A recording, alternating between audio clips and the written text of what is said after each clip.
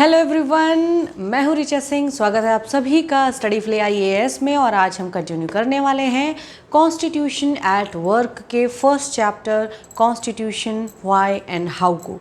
इससे पहले वाले लेक्चर को अगर आपने नहीं देखा है तो प्लीज़ देखिए जाके, आपको कॉन्स्टिट्यूशन के बेसिक कॉन्सेप्ट बहुत ही बेहतर तरीके से समझ में आएंगे। ये हमारे लिए इसलिए इम्पॉर्टेंट नहीं है कि ये हमारे NCERT बुक का एक चैप्टर है, ये हमारे लिए इसलिए भी इम्पॉर्टेंट है कि ये हमें बहुत एक बेहतरीन नॉलेज प्रोवाइड करता है। Constitution itself give us motivation. उसमें बहुत सारी ऐसी चीज़ें हैं जो आपको प्रैक्टिकल लाइफ से जुड़ी हुई हैं, और बहुत ऐसी चीज़ें हैं जो आप आगे कोई भी एग्ज़ाम देने जाएंगे, चाहे वो गवर्नमेंट में कितना भी बड़ा या कितना भी छोटा एग्ज़ाम क्यों ना हो, आपको कॉन्स्टिट्यूशन पढ़ के ही जाना है। ये बेसिक जो नॉलेज है, ये बेसिक चीज़ें हैं, वो आपको पढ़ के ही जानी है। तो कोई भी हर क्लास का हर स्टेज पे जो एस्पिरेंट प्रिपेयर कर रहा है, उस सबको इस कॉन्सेप्ट की बहुत ज़्यादा ज़रूरत है और बहुत हेल्पफुल भी है। बहुत सारे अच्छे पॉजिटिव कमेंट्स आए हैं। कई लोगों ने मेरे पास आके मुझे स्पेशल जो है वो फीडबैक दिया है। प्लीज़ कमेंट सेक्शन में आप फीडबैक दीजिए, उससे मुझे मोटिवेशन मिलता है और बहुत मेहनत करने के लिए मैं मोटिवेट होती हूँ। तो चलिए, without wasting any time, we will start and continue the first chapter series of constitution at work, constitution why and how. इससे पहले हम ऑलमोस्ट जो भी फर्स्ट चैप्टर से रिलेटेड कॉन्सेप्ट है वो क्लियर कर चुके हैं। आज हम बस ये जो बुक है कॉन्स्टिट्यूशन एट वर्क, इसमें कुछ हेडिंग्स एंड पैराग्राफ्स हैं जो मैंने पहले भी बताया था कि उनको हम आज थोड़ा सा डिटेल में कवर करेंगे, जो इस बुक में मेंशन है, ताकि कोई भी चीज़ जो है वो हमारी छूटी ना रह जाए। तो हम बात कर रहे हैं कॉन्स्टिट्यूशन की। ये तो आप सभी को पता है। आप नोटबुक लेके बैठिए, पेन लेके बैठिए, अपनी नोट्स भी आप इससे बना सकते हैं। फर्स्ट, इसमें कॉन्स्टिट्यूशन के बारे में जो बताया गया है वो है constitution allows coordination and assurance. Constitution का काम है वो हमारे जो देश की व्यवस्था है उसमें कोऑर्डिनेशन और अश्योरेंस प्रोवाइड करता है। अश्योरेंस हमें प्रोवाइड करता है कि हमारे राइट्स जो हैं वो हमारे हैं, हमारे बेसिक राइट्स को गवर्नमेंट किसी भी रूल्स या रेगुलेशन के माध्यम से छीन नहीं सकती है। कॉन्स्टिट्यूशन का जो फर्स्ट फंक्शन है इस बुक के अकॉर्डिंग और वैसे भी, तो वो है the first function of the constitution is to provide a set of basic rules. Constitution का पहला फंक्शन क्या है? ये हमें बेसिक रूल्स प्रोवाइड करता है, ठीक है, दैट अलाउ मिनिमल कोऑर्डिनेशन। एक कंट्री को चलने के लिए जो मिनिमल कोऑर्डिनेशन की ज़रूरत होती है वो कॉन्स्टिट्यूशन हमें प्रोवाइड करता है, ठीक है, amongst members of the society. Second जो फंक्शन इसमें दिया गया है वो है is to specify who has the power to make decisions. Constitution हमें बताता है कि ये जो कंट्री है इंडिया, इसमें किसके पास डिसीजन मेकिंग पावर्स होंगी, ठीक है। तो ये डिसाइड करता है who will have decision making powers. Decision making powers किसके पास होती हैं? हमारी गवर्नमेंट के पास होती हैं। लेजिस्लेटिव एंड एग्जीक्यूटिव पावर्स होती हैं, और उन पावर्स को चेक में रखने के लिए, लिमिट में रखने के लिए एक और ऑर्गन है, वो है जुडिशियरी, जो ये देखता है कि गवर्नमेंट ने जो भी रूल्स एंड रेगुलेशंस बनाए हैं वो कॉन्स्टिट्यूशन के हिसाब से सही है या नहीं है, किसी के अधिकारों का हनन तो नहीं हो रहा है, कुछ गलत तो नहीं है, ठीक है। And it decides how the government will be constituted. ये भी डिसाइड करता है कि डिसीजन कौन लेगा, तो कौन लेगा? गवर्नमेंट। अब बात आती है गवर्नमेंट बनेगी कैसे, तो कॉन्स्टिट्यूशन हमें बताता है कि गवर्नमेंट कैसे बनेगी। हम डायरेक्ट इलेक्शंस जो होते हैं, डायरेक्ट इलेक्शंस के थ्रू अपने रिप्रेजेंटेटिव्स को चुनते हैं। तो he will decide the decision making power as well as also decide how the government will be constituted. Third जो फंक्शन है constitution is to set limits, जिसके हम पहले बात कर चुके हैं कि हमने भाई गवर्नमेंट को डिसीजन मेकिंग पावर्स दे दी, लेकिन गवर्नमेंट आने वाले टाइम में अपनी पावर्स का गलत इस्तेमाल भी कर सकती है, और इससे पहले कई बार कोशिश भी की गई है बहुत सारे गवर्नमेंट्स के द्वारा, लेकिन वो कोशिश उनकी कामयाब नहीं हुई, क्योंकि सुप्रीम कोर्ट ने उस पर चेक लगाया, उनको लिमिटेशंस जो है उनको चेक किया कि कॉन्स्टिट्यूशन के हिसाब से आपके रूल्स एंड रेगुलेशंस जो हैं, कानून जो आपने बनाया वो बिल्कुल भी ठीक नहीं है, इसलिए ये अलाउ नहीं है। तो गवर्नमेंट को पावर भी कॉन्स्टिट्यूशन दे रहा है, और गवर्नमेंट्स की पावर्स को लिमिटेशन जो करने का काम है, लिमिट करने का जो काम है, वो भी किसका है? कॉन्स्टिट्यूशन का है। These limits are fundamental. Fundamental का मतलब होता है बेसिक। ये ऐसे लिमिटेशंस हैं, ये ऐसी बेसिक नीड्स हैं जो हमसे गवर्नमेंट किसी भी रूप में छीन नहीं सकती है। ठीक है, तो 3 जो फंक्शंस हैं वो कवर हो गए। 4th फंक्शन की बात करें तो हमने कल DPSP की बात कर रही थी, directive principles of state policy की बात की थी। यहाँ पर भी वही बात हो रही है। The 4th function of the Constitution is to enable the government to fulfill the aspirations of a society and create conditions for a just society।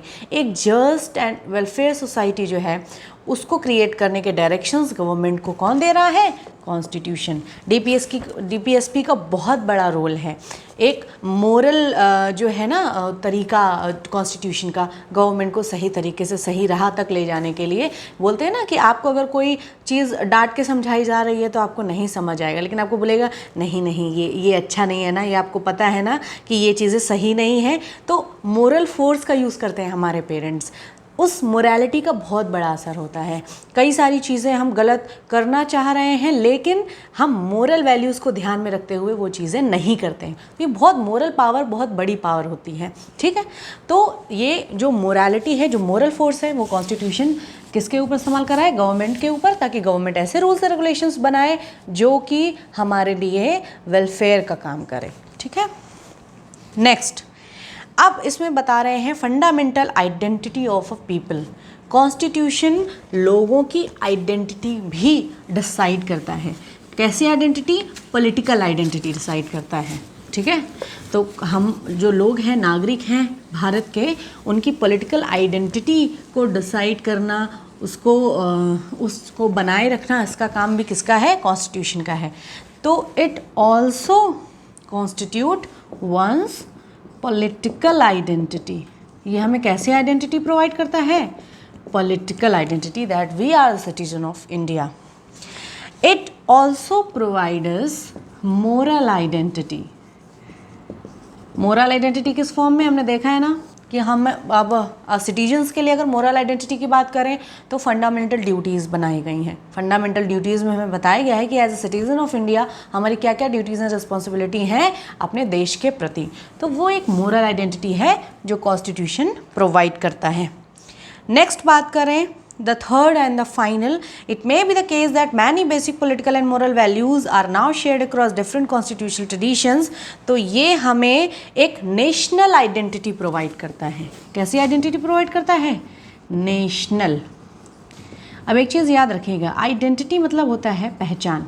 हमारी पहचान अलग अलग तरीके से हो सकती है। कोई हिंदू हो सकता है, कोई मुसलमान हो सकता है, कोई क्रिश्चियन हो सकता है, कोई साउथ इंडियन हो सकता है, कोई नॉर्थ इंडियन हो सकता है, कोई गुजराती हो सकता है, तो कोई बिहारी हो सकता है, कोई यूपी वाला हो सकता है। ये अलग अलग तरीके की पहचान है जो आपकी लोकल आइडेंटिटी एक है। लेकिन इन सब आइडेंटिटी, इन सब पहचानों से बड़ी पहचान ये है कि we all are the citizen of India, we all are Indian citizen. तो ये हमें एक नेशनल आइडेंटिटी प्रोवाइड करती है। इंडिया से बाहर जब भी जाएंगे कोई ये नहीं कहेगा कि ये यूपी से है, बिहार से है, कि महाराष्ट्र से है, कि कहाँ से है, ये हिंदू है कि मुस्लिम है, कौन है। बोलेंगे कौन है? ये इंडियन है। हम बताएंगे we are Indian, we are from India. तो ये नेशनल आइडेंटिटी भी हमें कॉन्स्टिट्यूशन प्रोवाइड करता है। नेक्स्ट चलेंगे, the authority of a constitution. Authority क्या है ये हम डिस्कस कर चुके हैं कि भाई अथॉरिटी में हम क्या बात करेंगे, what is constitution, why do we need it, and how effective is a constitution, and is constitution just और नॉट। ठीक है, कॉन्स्टिट्यूशन इज अ डॉक्यूमेंट और set of documents that seek to perform the functions. कुछ functions perform करता है। ये एक document है जिसके बारे में हम कल बहुत ही विस्तार से चर्चा कर चुके हैं। अब हम बात करेंगे बैलेंस्ड इंस्टीट्यूशनल आइडियाज़ की डिज़ाइन की। ठीक है, एक चीज़ और याद रखना है, वो कॉन्स्टिट्यूशन किसी भी देश का सबसे सफल कॉन्स्टिट्यूशन होता है जो अपने सिटीजन्स जो मेंबर्स हैं अपने सोसाइटी के, अपने कंट्री के, उनकी फ्रीडम एंड इक्वालिटी दोनों को प्रिजर्व रखता है। सबसे बड़ी चीज़ होती है, अगर कोई कॉन्स्टिट्यूशन है वो सक्सेसफुल कब माना जाएगा? जब वो अपने जो मेंबर्स हैं कंट्री के, जो सिटीज़न हैं, उनकी फ्रीडम एंड उनकी इक्वालिटी, फ्रीडम यानी कि उन्हें स्वतंत्रता है, इक्वालिटी यानी कि उनमें समानता है, फ्रीडम एंड इक्वालिटी को प्रिजर्व करके रखता है, उतना ही ज़्यादा सक्सेसफुली कॉन्स्टिट्यूशन होता है। इसका जीता जागता सबसे सफल उदाहरण है हमारा अपना इंडियन कॉन्स्टिट्यूशन और अमेरिका का कॉन्स्टिट्यूशन। ठीक है, हमने बहुत सारे अलग अलग देशों के कॉन्स्टिट्यूशन से बहुत सारी अलग अलग चीज़ें ली हैं, उसके बारे में भी हम बाद में बात करेंगे कि ये चीज़ें क्या हैं, और इसके लिए भी बहुत सारे कमेंट्स जो हैं अलग अलग लीडर्स, अलग अलग लोगों से आए हैं कॉन्स्टिट्यूशन के लिए और कॉन्स्टिट्यूशन लीडर्स के लिए। बैलेंस्ड इंस्टीट्यूशनल डिज़ाइन की अगर हम बात करें तो इंडियन कॉन्स्टिट्यूशन ने क्या किया है, जो पावर्स हैं उनको हॉरिजॉन्टली फ्रेगमेंट किया है। हॉरिजॉन्टली का मतलब क्या है कि हमारी ये जो कंट्री है, कंट्री के हमारे व्यवस्था के 3 पिलर्स हैं, मेन पिलर्स। वैसे तो बहुत सारे पिलर्स हैं लेकिन 3 मेन पिलर्स हैं। पहला है आपका लेजिस्लेटिव, दूसरा है आपका एग्जीक्यूटिव, तीसरा है आपका जुडिशियरी। इसके अलावा भी कुछ इंडिपेंडेंट ऑर्गेनाइजेशंस हैं जैसे कि इलेक्शन कमीशन ऑफ इंडिया। अब इनका काम क्या है? कॉन्स्टिट्यूशन ने किसी एक ऑर्गेनाइजेशन को पूरी पावर नहीं दी है। आप किसी एक व्यक्ति को अगर पूरी पावर दे देंगे वो अपनी पावर का गलत इस्तेमाल करेगा, बिल्कुल करेगा। तो कॉन्स्टिट्यूशन ने क्या किया है, डिफरेंट ऑर्गेनाइजेशंस को अलग अलग पावर्स दी हैं। लेजिस्लेटिव जो ऑर्गेनाइजेशन है, लेजिस्लेचर, उसका काम है नियमों को बनाना। एग्जीक्यूटिव का काम है नियमों को लागू करना। जुडिशियरी का काम ये देखना है कि एग्जीक्यूटिव और लेजिस्लेटिव जो ऑर्गेनाइजेशंस हैं वो सही से काम कर रहे हैं या नहीं।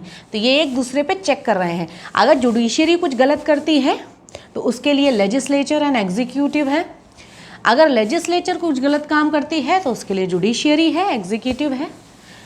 इनमें से अगर कोई अपना काम परफॉर्म नहीं करती, कुछ आपकी इंडिपेंडेंट ऑर्गेनाइजेशंस हैं जैसे इलेक्शन कमीशन ऑफ इंडिया है, अगर कुछ गलत हो रहा होता है तो वो ऑर्गेनाइजेशन है, उसके पास भी कुछ पावर्स हैं।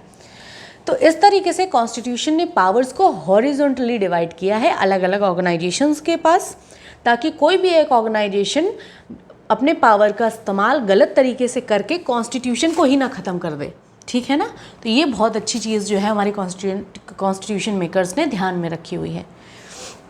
नेक्स्ट बात करें कि constitution must strike the right balance between certain values, norms, procedures as authoritative and at the same time आपको जो वर्ड्स इसमें लिखे, जो लैंग्वेज, उस पर बहुत फोकस करना है। एक एक वर्ड का बहुत बड़ा मीनिंग है।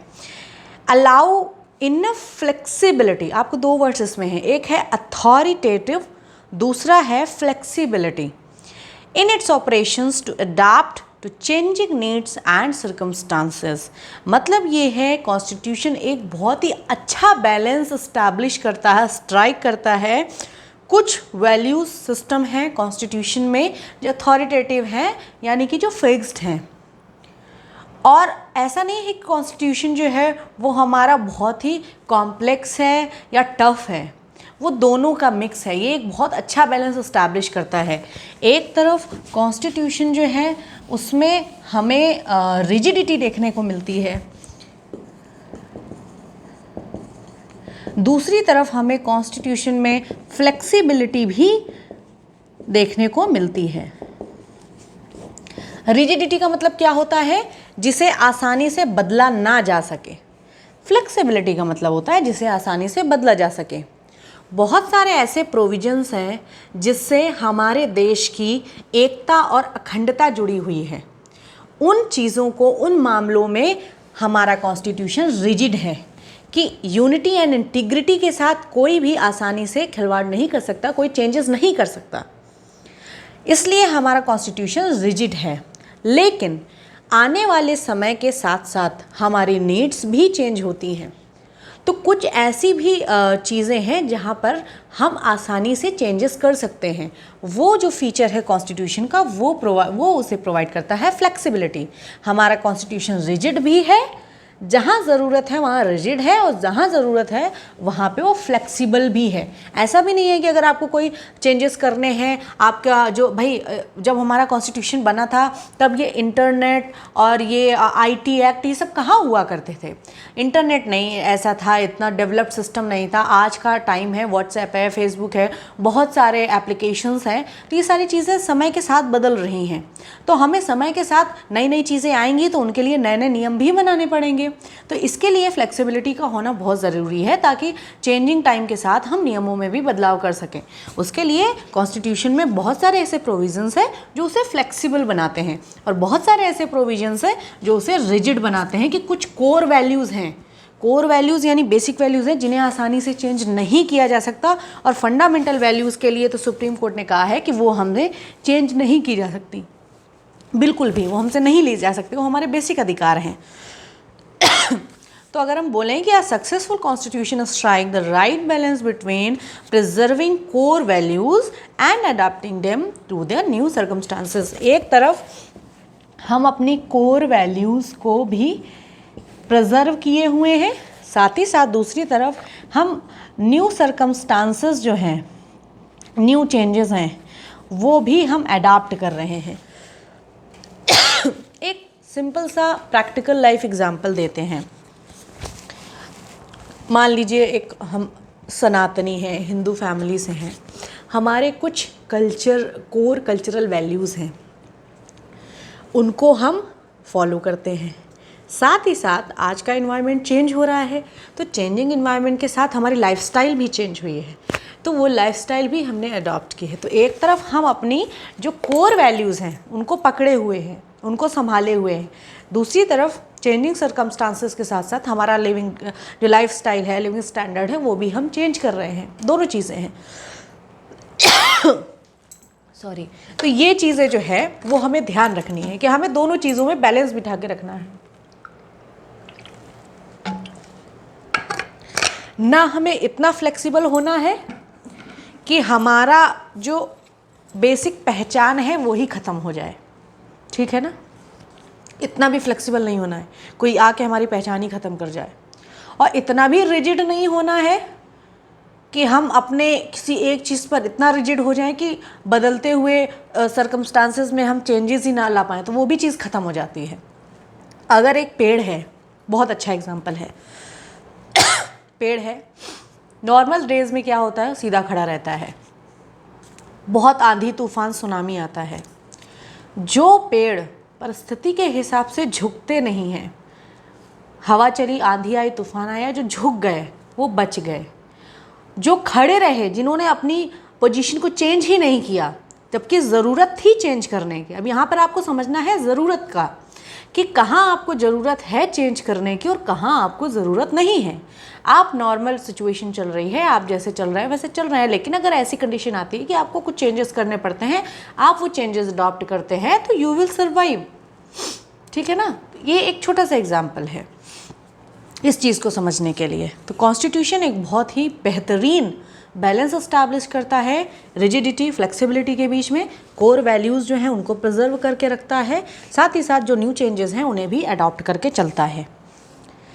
अब इंडियन कॉन्स्टिट्यूशन कैसे बना था ये तो हमने बात की थी कि 9 दिसंबर 1946 में जो कॉन्स्टिट्यूशन असेंबली है, ठीक है, वो उसकी शुरुआत हो जाती है, फर्स्ट सिटिंग होती है उसकी। उसके बाद ये चलता है लगभग 2 साल 11 महीने 18 दिन तक कार्यक्रम। 26 नवंबर 1949 को इंडियन कॉन्स्टिट्यूशन जो है उसको अडॉप्ट किया जाता है। ये याद रखना है, ये कुछ डेट्स हैं जो आपको याद रखनी है, बुक में मेंशन है, अगर ध्यान से आप पढ़ेंगे तो ये आपको चीज़ें मिल जाएंगी। फर्स्ट सिटिंग जो है वो हमने बात कर ली उसकी। अब जो इम्पोर्टेंट 2 डेट्स हैं वो हैं, एक है आपका 26 नवंबर 1949, दूसरा है आपका 26 जनवरी 1950। इस दिन कॉन्स्टिट्यूशन एडॉप्ट किया गया था, यानी कि उस पर सबने अपनी सहमति प्रदान कर दी थी, साइन कर दिया था। इस दिन ये फोर्स में आया था, केम इनटू फोर्स, यानी कि इस दिन 26 जनवरी 1950 से कॉन्स्टिट्यूशन ऑफ इंडिया पूरे इंडिया में लागू हो गया था। लोगों ने मानना शुरू कर दिया था, लोग बाध्य थे इंडियन कॉन्स्टिट्यूशन को मानने के लिए। तो ये 2 डेट्स हैं जो आपको इम्पॉर्टेंट है, याद रखनी है। और दोनों में डिफरेंस भी मैंने कल बहुत अच्छे से समझाया था, आई होप कि समझ में आया होगा। और इस चैप्टर से रिलेटेड अगर कोई क्वेश्चन है, कोई क्वेरी है जो छूट रही है, जो मैं नहीं कवर कर पाई हूँ, वो आप प्लीज़ कमेंट सेक्शन में बताइए। आपके कमेंट्स बहुत ज़्यादा वैल्यू करते हैं मेरे लिए, ठीक है। अब एक चीज़ और याद रखनी है, इस कॉन्स्टिट्यूएंट असेंबली में 28 मेंबर्स ऐसे थे जो शेड्यूल कास्ट से थे, ठीक। ये क्यों बता रही हूँ, क्योंकि ये हमें बताता है कि हमारी जो कॉन्स्टिट्यूएंट असेंबली है वो बहुत डाइवर्स थी।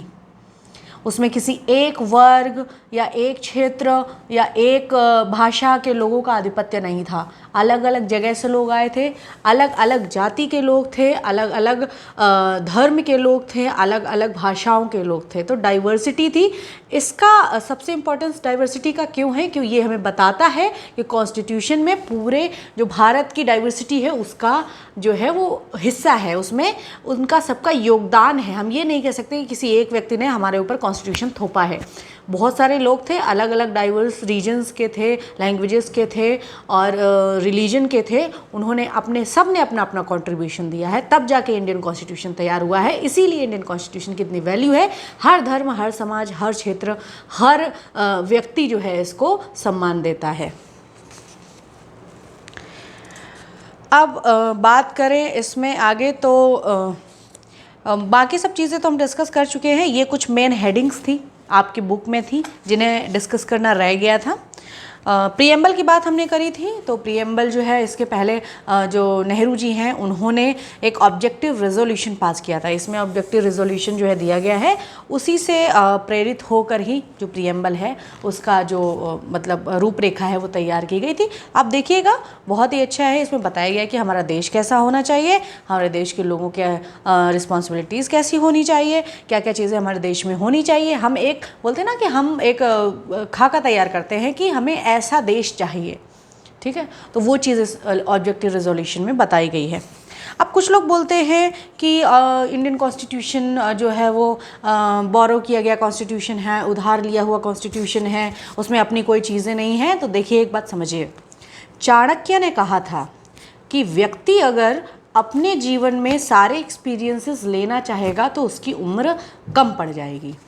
अब इसको दूसरे तरीके से समझते हैं। हमारे इंडियन सिस्टम में फैमिली सिस्टम जो है, वहाँ पर क्या है, जो हमारे बड़े बुजुर्ग हैं उनका क्या रोल होता है, वो हमें अपने एक्सपीरियंसेस से बहुत सारी चीज़ें सिखाते हैं। उसका फ़ायदा क्या है कि जो कठिनाइयाँ उन्होंने फेस की हैं और उन कठिनाइयों को फेस करके उन्होंने जो सीखा है अपने ज़िंदगी में, वो हमें केवल वो अपने एक्सपीरियंसेस से बता देते हैं। उनके बताने भर से हम ये सीख जाते हैं कि अच्छा, अगर ऐसी ऐसी सिचुएशन होगी तो हमें कैसे रिएक्ट करना है, ना कि हम वो कठिनाइयाँ दोबारा से जो है हम खुद वो कठिनाइयों में जाते हैं, फिर हम सल्यूशन ढूंढते हैं। ऐसा नहीं है।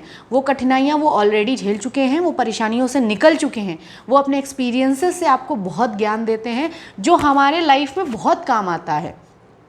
अगर उन सिचुएशंस को, उनकी दी हुई जो सीख है उनको हम ध्यान रखेंगे तो आगे लाइफ बहुत आसान हो जाती है। अगर वैसी सिचुएशन आती है तो हमें पता होता है कि उस सिचुएशन में हमें क्या करना है, क्योंकि ये हम पहले जान चुके हैं।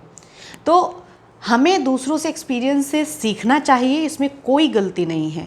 बशर्ते आपको याद ये रखना है कि जो आप सीख रहे हैं वो सही सीख रहे हैं या गलत सीख रहे हैं। हमारे जो लीडर्स रहे हैं वो बहुत ही ज़्यादा इंटेलिजेंट रहे हैं, व्यवहारिकता में बहुत ही ज़्यादा अच्छे थे, मतलब वो बहुत, उनका व्यक्तित्व बहुत बेहतरीन था। उन्होंने ऐसे ही इंडिया का कॉन्स्टिट्यूशन नहीं बनाया और ऐसे ही 2 साल 11 महीने 18 दिन नहीं लग गए इंडियन कॉन्स्टिट्यूशन को बनने में। उन्होंने बाकायदा अलग, क्योंकि उस समय कई सारे देश जो थे वो ब्रिटिशर्स की गुलामी झेल रहे थे। उस समय कई सारे देशों ने अपना अपना कॉन्स्टिट्यूशन बनाया था। उन्होंने सभी देशों के कॉन्स्टिट्यूशन का स्टडी किया, फिर अपनी इंडियन सिचुएशन का स्टडी किया, फिर देखा किस देश के कॉन्स्टिट्यूशन की अच्छी वैल्यूज़ हम अपने भारतीय समाज में अपने भारतीय समाज के हिसाब से लागू कर सकते हैं। तो वो चीज़ें उन्होंने अलग अलग देश के कॉन्स्टिट्यूशन से अपने इंडियन कॉन्स्टिट्यूशन में उन्होंने ले ली, जिसे हम कहते हैं कि हमने बोरो की। तो ये कोई गलत नहीं है, इसमें कोई शर्म की बात नहीं है। हम बिल्कुल तैयार रहना चाहिए हमें, अगर हम किसी से कुछ अच्छा सीख सकें अपनी लाइफ को बेहतर बनाने के लिए, ठीक है। ताकि ये नहीं, ये तो मूर्खता होगी कि नहीं नहीं हम किसी से कुछ उधार क्यों लेंगे, हम खुद कठिनाइयों में पहले जाएंगे, उसके बाद फिर हम खुद सीखेंगे, उसके बाद फिर हम खुद अप्लाई करेंगे। ये तो बेवकूफ़ी हो गई। तो यही किया है जो हमारे लीडर्स रहे, उन्होंने हमें कठिनाइयों से बचाया है, परेशानियों से बचाया है। उन्होंने अलग अलग कॉन्स्टिट्यूशंस को स्टडी किया है, उनकी वैल्यू सिस्टम को स्टडी किया है, अपने वैल्यू सिस्टम को स्टडी किया है, इंडिया की सिचुएशन को स्टडी किया है, तब जाके वो वैल्यू सिस्टम हमारे इंडिया सिस्टम जो इंडियन कॉन्स्टिट्यूशन है उसमें अप्लाई किया है, ठीक है। तो बिल्कुल भी गलत नहीं है किसी भी चीज़ को ऐसे अगर किसी के एक्सपीरियंसेस को आप अपने लाइफ में उतारते हैं। एक चीज़ इसमें छूट रही है, वो है एक डॉक्टर अंबेडकर जो हैं, उन्होंने एक बहुत अच्छी बात कही है इंडियन कॉन्स्टिट्यूशन को लेके, ठीक है जी। ये है अंबेडकर जी का कहना है, without equality liberty would produce supremacy of few over others, ठीक है। मतलब क्या हुआ, 2 वैल्यू सिस्टम है, एक है लिबर्टी, दूसरा है इक्वालिटी। आपने इक्वालिटी नहीं दी है, बिना इक्वालिटी की, इक्वालिटी यानी कि समानता।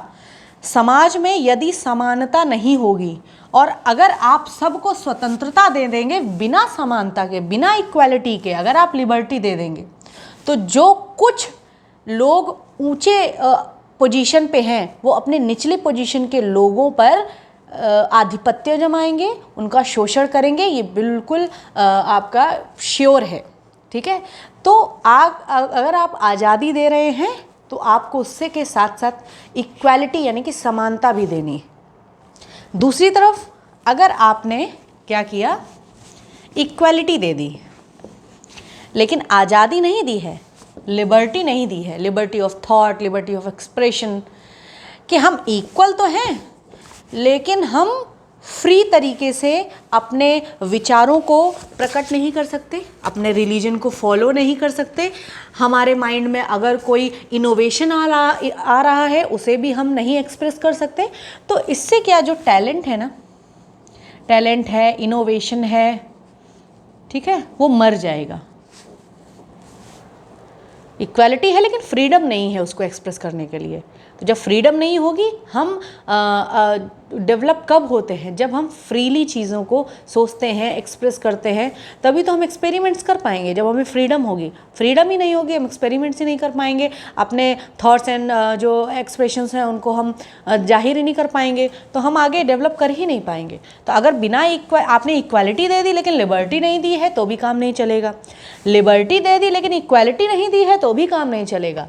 दूसरी तरफ आपने लिबर्टी भी दे दी, आपने इक्वालिटी भी दे दी, कि आपने सबको समानता का अधिकार दे दिया, सबको स्वतंत्रता का अधिकार दे दिया, लेकिन फ्रैटर्निटी नहीं है। फ्रैटर्निटी का मतलब होता है भाईचारा। सब आज़ाद है, सब समान है, लेकिन भाईचारा किसी में नहीं है, तो क्या होगा, वो समाज ही एक समय के बाद ख़त्म हो जाएगा। लड़ते झगड़ते रहेंगे क्योंकि भाईचारा ही नहीं है। तो हम एज अ सोसाइटी हम तभी तक जीवित हैं जब तक हम अपनी लिबर्टी, इक्वालिटी और फ्रैटर्निटी को बैलेंस में लेकर चल रहे हैं। यही कॉन्स्टिट्यूशन हमें सिखाता है। तो कॉन्स्टिट्यूशन एक बुक नहीं है, आपका केवल पॉलिटिकल जो थ्योरी है वो एक सब्जेक्ट की तरह मत पढ़िए, आप इसको एक प्रैक्टिकल नॉलेज के तरीके लीजिए कि आपके लाइफ से ये बहुत जुड़ा हुआ है। अगर ये सारी चीज़ें नहीं होंगी, एक बार सोचिए कि आपके पास आप अपनी जो विचार हैं उनको व्यक्त करने की स्वतंत्रता ही नहीं है, कितना स्कैरी होगा वो आप सोच के देखिए कि अगर आपके पास अधिकार नहीं है, आपको अधिकारों से वंचित रखा जा रहा है, आपको समानता नहीं है, ठीक है, भाईचारा नहीं है, लड़ाई झगड़े हो रहे हैं चारों तरफ, तो क्या ऐसी कंडीशन में सर्वाइवल पॉसिबल है? क्या ऐसी लाइफ अच्छी होगी? बिल्कुल भी नहीं होगी। ऐसी लाइफ हम कोई नहीं चाहते हैं, ठीक है। तो हमें इन सभी चीज़ों को याद रखना है, ध्यान में रखना है, जो कॉन्स्टिट्यूशन हमें बताता है। अब last but not the least कि हमने कौन कौन से कंट्रीज़ से क्या क्या लिया है। अगर हम बात करें ब्रिटिश कॉन्स्टिट्यूशन से, तो first past the post system, जो हम ये इलेक्शंस होते हैं ना, जहाँ पर हम लोग डायरेक्ट वोट करते हैं जाके, तो वहाँ पर इलेक्शन जो हो रहा है, जो चुनाव हो रहा है हमारे रिप्रेजेंटेटिव्स का, वहाँ पर हमने जो first past the post system है वो ब्रिटिश कॉन्स्टिट्यूशन से लिया है। हमारी गवर्नमेंट कैसी है? पार्लियामेंट्री फॉर्म ऑफ गवर्नमेंट है। हमने बताया था ना, पार्लियामेंट में कौन है? 3 हैं, एक है लोकसभा, एक है राज्यसभा और है प्रेसिडेंट। ये नियम बनाते हैं, फिर प्रेसिडेंट जो हैं वो उस पर साइन करते हैं। तो ये जो पार्लियामेंट्री फॉर्म ऑफ गवर्नमेंट है, जहाँ पर देश के सभी चुने हुए रिप्रेजेंटेटिव्स जाते हैं, चर्चा करते हैं और अपनी सहमति प्रदान करते हैं किसी भी नए कानून को, तो वो है पार्लियामेंट्री सिस्टम। ये सिस्टम का आइडिया जो है वो हमने ब्रिटिश कॉन्स्टिट्यूशन से लिया। रूल ऑफ लॉ, कानून का रूल, किसका रूल? कानून का। कानून के सामने सभी समान हैं, ठीक है। अगर कोई अपराध कर रहा है, चाहे वो कोई भी हो, बड़ा हो छोटा हो, किसी भी कास्ट का हो, किसी भी रिलीजन का हो, किसी भी सोसाइटी का हो, अगर उसने अपराध किया है तो सबके लिए उस अपराध का दंड है, निश्चित है, ठीक है। तो हमारे यहाँ रूल ऑफ लॉ है। फिर है institution of speaker and his role. हमारे यहाँ जो स्पीकर जो हैं वो आगे आप पढ़ेंगे लोकसभा और राज्यसभा में, तो स्पीकर जो है वो कॉन्सेप्ट भी ब्रिटिश कॉन्स्टिट्यूशन से लिया गया है। लॉ मेकिंग प्रोसीजर कि लॉ कैसे बनेगा, लोकसभा में पास होगा, फिर राज्यसभा में पास होगा, फिर जाएगा लोकसभा में, फिर प्रेसिडेंट के पास जाएगा। तो ये जो तरीका है नियम बनाने का, कानून बनाने का, ये तरीका भी हमने ब्रिटिश कॉन्स्टिट्यूशन से लिया है। फिर आते हैं आयरिश कॉन्स्टिट्यूशन में। आयरिश कॉन्स्टिट्यूशन जो हमने अभी बात की थी कल, directive principles of state policy, यानी कि वेलफेयर स्टेट कैसे बने, ये डायरेक्टिव्स जो कॉन्स्टिट्यूशन देता है गवर्नमेंट को डीपीएसपी के माध्यम से, ये डीपीएसपी का कॉन्सेप्ट हमने आयरिश कॉन्स्टिट्यूशन से लिया है, ये आपको याद रखना है। अब बात करते हैं फ्रेंच कॉन्स्टिट्यूशन की। प्रियम्बल जो कि हमारे कॉन्स्टिट्यूशन का इंट्रोडक्शन है, सबसे पहले आता है, उसमें हमने लिबर्टी, फ्रेटर्निटी, इक्वालिटी ऐसे शब्द जो हैं लिखे देखे हैं ना, तो ये जो शब्द हैं ये हमने, ये कॉन्सेप्ट है, ये हमने फ्रेंच कॉन्स्टिट्यूशन से लिया है। इसकी भी अपनी एक स्टोरी है, जब हिस्ट्री में हम पढ़ेंगे वर्ल्ड हिस्ट्री, तब हम फ्रेंच रिवॉल्यूशन, हम अमेरिकन रिवॉल्यूशन के बारे में पढ़ेंगे, तब हम जानेंगे कि ये लिबर्टी, इक्वालिटी, फ्रेटर्निटी जैसे जो शब्द है वो फ्रेंच रिवॉल्यूशन से कैसे आए, फिर फ्रेंच कॉन्स्टिट्यूशन में कैसे आए, और वहाँ से हमने इंडियन कॉन्स्टिट्यूशन में उसको बोरो किया। कैनेडियन कॉन्स्टिट्यूशन की बात कर रहे हैं तो जो हमारा quasi federal form of government है, यानी कि कल बात की थी कि फेडरल तो है लेकिन स्ट्रॉन्ग सेंटर के साथ, यूनिटरी भी है, तो ये हमने कैनेडियन कॉन्स्टिट्यूशन से लिया है। नेक्स्ट जो लिया है कैनेडियन कॉन्स्टिट्यूशन से वो है the idea of residual powers. Residual powers का मतलब होता है कि हमारे यहाँ लिस्ट ऑफ सब्जेक्ट्स है, centre list, state list, concurrent list, 3 list है। उसमें ये बताया गया है कि इन मामलों में सेंटर जो है वो नियम बनाएगी, इन मामलों में स्टेट नियम बनाएगी, कुछ कॉन्करेंट है जिसमें दोनों नियम बना सकते हैं। लेकिन अब मान लीजिए कि जैसे कोई एक नया जो मामला है वो सामने आया, कोई नई चीज़ निकल के सामने आई, तो अब उस पर नियम कौन बनाएगा, तो वो रेजिडुअल पावर्स हैं, वो सेंटर के साथ रहती हैं, ठीक है। तो ये भी हमने कैनेडियन कॉन्स्टिट्यूशन से लिया है। नेक्स्ट बात करें यूनाइटेड स्टेट्स से, तो जो फंडामेंटल राइट्स की हम बार बार बात कर रहे हैं, हमारे अधिकार, हमारे अधिकार, हमारे अधिकार, तो ये फंडामेंटल राइट्स का जो कॉन्सेप्ट है वो हमने यूनाइटेड स्टेट्स यानी कि अमेरिकन कॉन्स्टिट्यूशन से लिया है।